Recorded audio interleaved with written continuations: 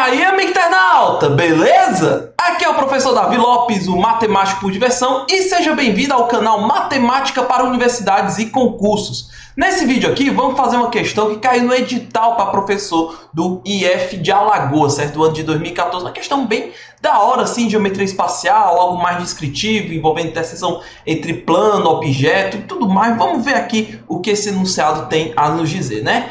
A respeito das possíveis interseções entre planos, cones, cilindros e esferas, ou seja, quer saber basicamente como é que eu posso descrever essas interseções. É incorreto, então, aqui, pessoal, que a gente já toca logo do primeiro detalhe, né? Ele quer saber o incorreto, né? Não é a alternativa correta, tá certo? Mas é incorreto afirmar que item A, a interseção entre o plano e o cilindro pode ser uma elipse. Item B, a interseção entre o plano e o cilindro é dois segmentos de reta.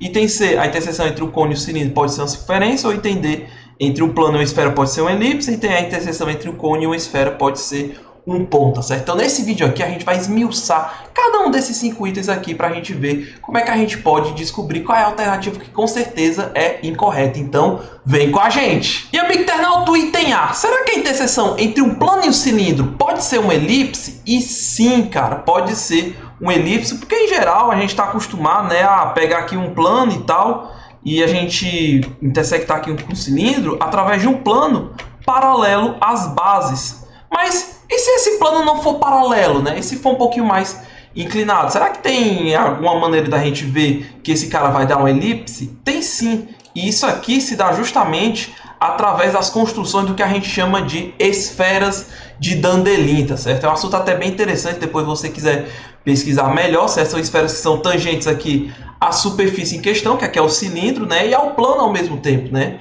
E o legal dessas esferas de Dandelin é que você pode estender esses resultados não apenas para cilindros, mas você também pode estender para cones, tá certo? Então, se você tiver aqui um cone e um plano aqui cortando transversalmente, ele pode cortar através de uma elipse, como nessa primeira figura, de uma parábola, né?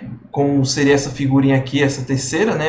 Bom, acho que o plano aqui ele é paralelo a uma das geratrizes do cone, e a uma hipérbole caso ele corte aqui, né? As duas partes aqui desse cone meio que infinito, tá certo? Então, por isso que o nome das cônicas são chamadas seções cônicas, graças a essas esferas de Dandelin, essas cortes e tudo mais, né? Você consegue demonstrar tudo isso aqui. Vale muito a pena você pesquisar de maneira mais aprofundada sobre isso daí, tá certo, amigo internauta? Então o item A, ele realmente pode ser uma elipse. Bora lá ver o que diz os outros itens. Aí o item B, né? A interseção entre um plano e um cilindro pode ser dois segmentos de reta, né? Como eu falei, a gente geralmente está acostumado a cortar um cilindro através de um plano paralelo às suas bases, mas e se a gente pegar um plano perpendicularzinho às suas bases, né?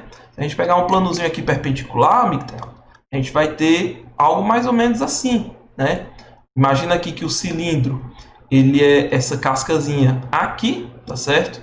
E aí quando a gente traça esse plano aqui, que eu desenho aqui por 4 retas perpendiculares, as suas interseções, eles vão ser justamente esses dois segmentos de reta aqui, certo? Então, você pode muito bem ter a interseção aqui de plano com cilindro como sendo dois segmentos de reta, né? Agora vamos para o item C. A interseção entre um cone e um cilindro pode ser uma circunferência? Também pode. Uma maneira bem fácil de fazer isso, ó, é você fazer o seguinte. Você pode pegar aqui o cone, ó, e você pode construir aqui o cilindro, né?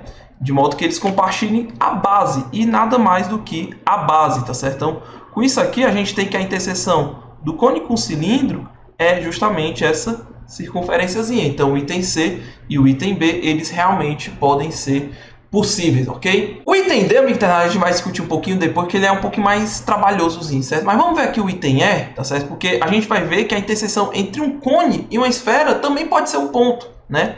E uma maneira bem fácil de fazer com que essa interseção aqui seja exatamente um ponto é você fazer o seguinte: pega a esfera, tá certo?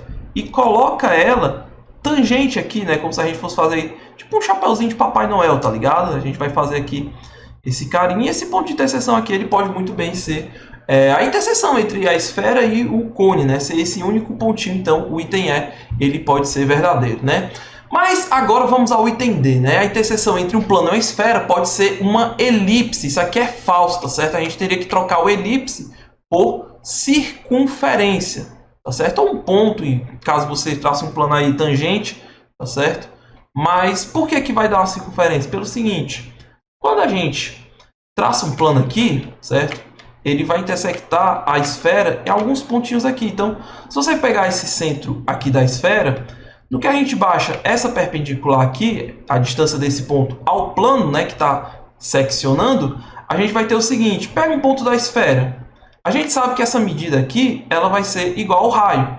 Só que a distância do ponto ao plano ela é um d fixo. Então, esse comprimentozinho aqui, ó, se a gente for ir bem aqui e tentar calcular pelo teorema de Pitágoras, a gente vai ver o seguinte: pega essa projeção, que eu vou chamar de O', tá certo? Então isso aqui vai ficar O, isso aqui, sei lá, vai ser um ponto qualquer, que está tanto no plano quanto na circunferência, ou seja, na interseção.